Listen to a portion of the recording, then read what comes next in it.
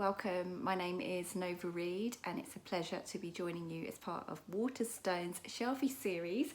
So I'm author of my debut book, The Good Ally, which takes the reader on a journey from being a bystander to a change maker and really learning how to be actively anti-racist in a meaningful and a sustainable way, so that we don't burn out and become apathetic. And we weave in and out of history and we join the dots to what has happened and how it's impacting people's behaviour and beliefs today.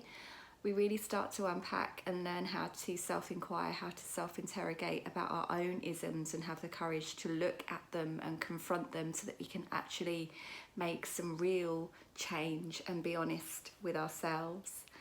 We start poking around in shame, learning how to become shame resilient and building confidence so that when we see racism in action from people in society or perhaps even friends and family where we don't quite know how to address it and it can feel really disarming, that we've got confidence and techniques and knowledge and understanding on how to address it in the moment and also bring as many people along on the journey as well, so we can tackle racism and all start to live in our full humanity. So that's The Good Ally.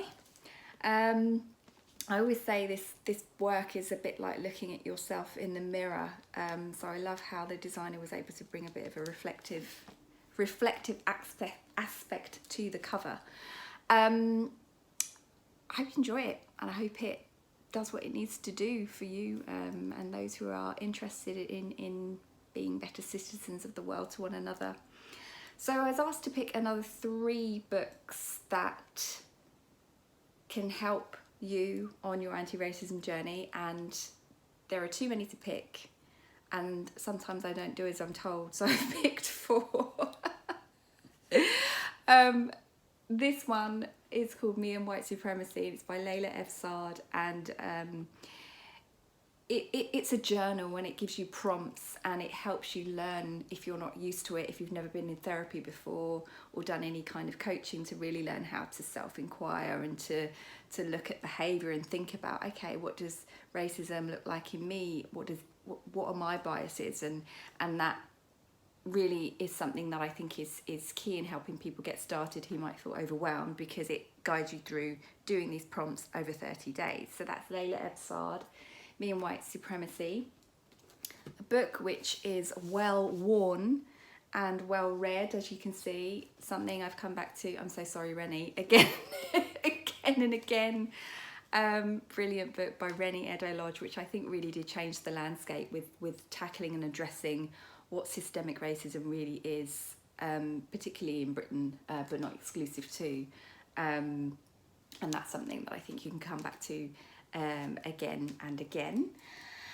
And then one that might not be obvious but felt really important to shout out is this brilliant book by historian and former, well I say former, I don't think you're ever really done, civil rights activist Stella Dadsey, who was really prominent in the 1960s and 70s in Britain.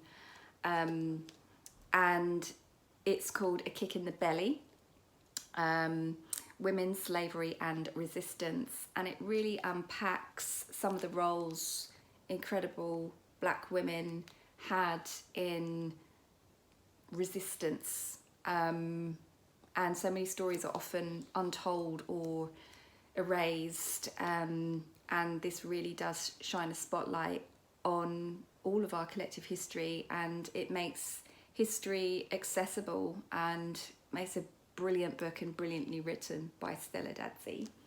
And then, because I'm cheeky and I'm squeezing another one in, this one is My Grandmother's Hands by Resmaa Menakem, subtitle, or shoutline as I've learned it's called, Racialized Trauma and the Pathway to Mending Our Hearts and Bodies. Now, I approach my anti-racism under the umbrella of collective healing, and others do too, including Resmaa, and this really is for those people who are black or brown or in indigenous bodies to really start to heal from experiencing persistent exposure to racial trauma, and for people who are racialized as white as well. And it centers healing, and I think we all need a bit of that.